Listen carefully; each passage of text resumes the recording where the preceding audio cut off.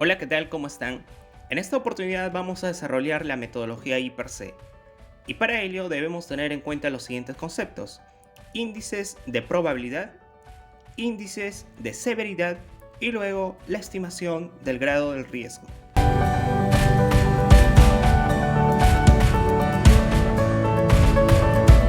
Iniciemos con los índices de probabilidad, para la cual tenemos la siguiente tabla. Se dividen en 4 grupos: en las personas expuestas, procedimientos existentes, capacitación o entrenamiento y exposición al riesgo. Iniciemos con las personas expuestas, la cual se clasifica de la siguiente manera. Si las personas expuestas son de 1 a 3, se le asigna un índice con un valor de 1. Si las personas expuestas son de 4 hacia 12, se le asigna un valor de 2. Si las personas son más de 12, se le asigna un valor de 3. Ahora pasemos a procedimientos existentes. Si existen, son satisfactorios y suficientes, se le asigna un valor de 1. Si existen parcialmente, no son satisfactorios o suficientes, se le asigna un valor de 2. Si no existen, se le asigna un índice correspondiente a 3. Continuamos con la capacitación, entrenamiento. El personal está entrenado, conoce el peligro y lo previene, se le asigna un índice con un valor de 1. Si el personal parcialmente entrenado conoce el peligro pero no toma acciones de control, se le asigna un valor de 2. Si el personal no entrenado no conoce el peligro ni toma acciones de control, se le asigna un valor de 3. Y finalmente, con la exposición al riesgo, que se clasifica de la siguiente manera. Si esa exposición al riesgo se da al menos una vez al año o esporádicamente, se le asigna un valor de 1. Si esa exposición al riesgo al menos una vez al mes o eventualmente, corresponde un valor de 2. Al menos una vez al día o permanentemente, se le asigna un índice con valor a 3. Ahora, debemos tener en cuenta que estos índices parciales de personas expuestas, procedimientos existentes, capacitación, entrenamiento y exposición al riesgo, se les suma para sacar un valor total, la cual será utilizado en la matriz I+C.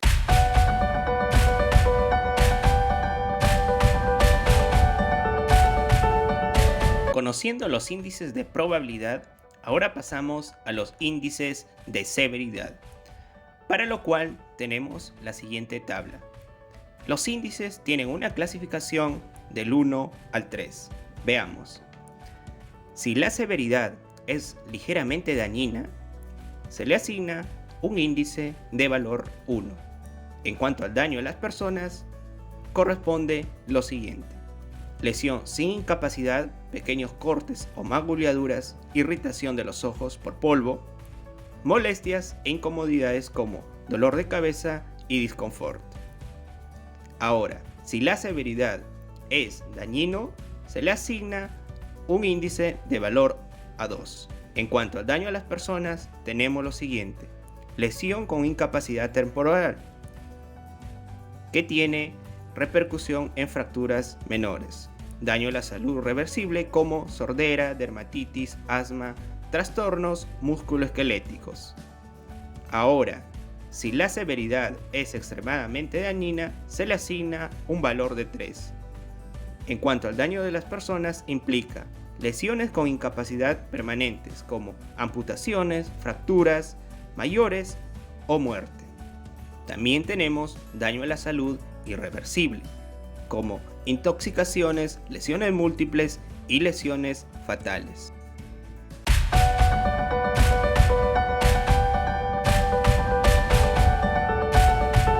Conociendo los conceptos de índices de probabilidad, índices de severidad, finalmente pasamos a la estimación del grado del riesgo, para lo cual tenemos la siguiente tabla. Veamos.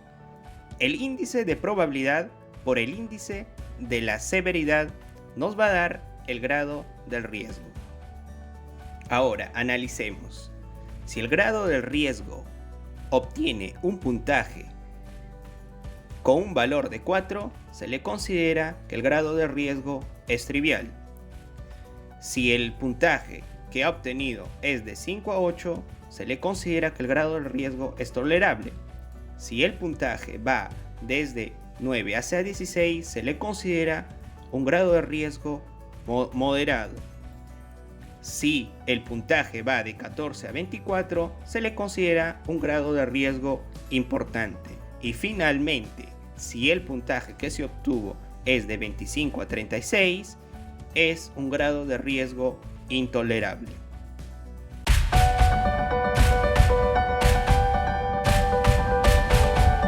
Para poner en práctica los conceptos explicados anteriormente, lo realizaremos mediante un ejemplo, donde aplicaremos la metodología I+C.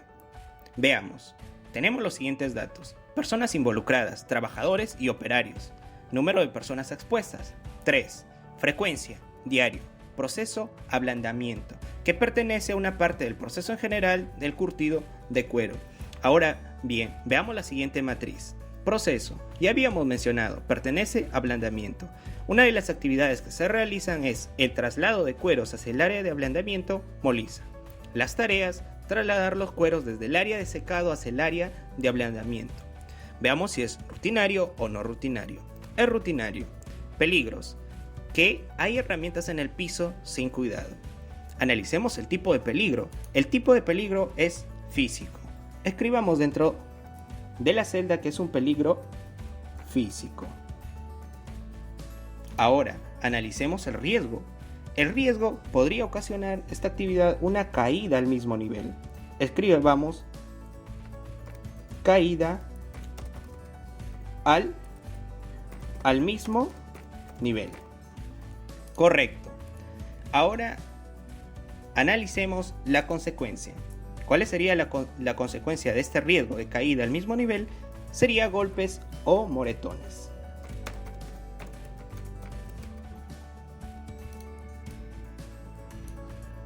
Correcto. Una vez que ya tengamos establecido el peligro, el tipo de peligro, el riesgo y la consecuencia, ahora bien, pasemos a nivel de riesgo. Iniciemos por el índice de personas expuestas. Sabemos que el ejemplo nos da que el número de personas expuestas es 3, entonces entrarían a la clasificación del rango de 1 a 3, que corresponde un índice de valor 1.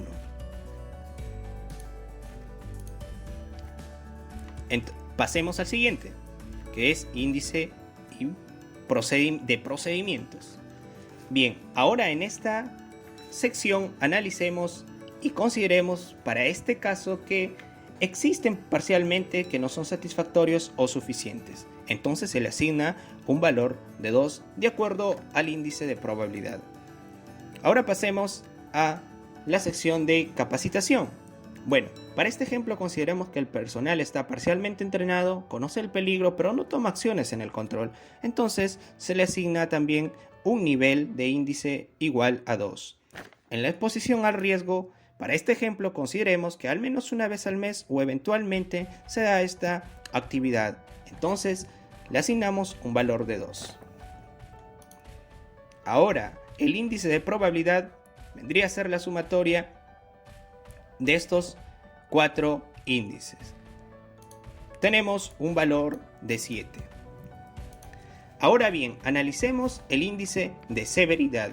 En el índice de severidad, lo que ocasionaría estos golpes o moretones sería ligeramente dañina, una lesión sin incapacidad. Por lo tanto, la severidad vendría a ser considerado en un índice de nivel 1.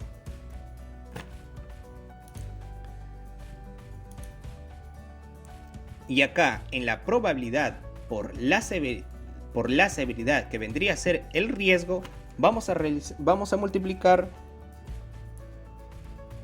el índice de probabilidad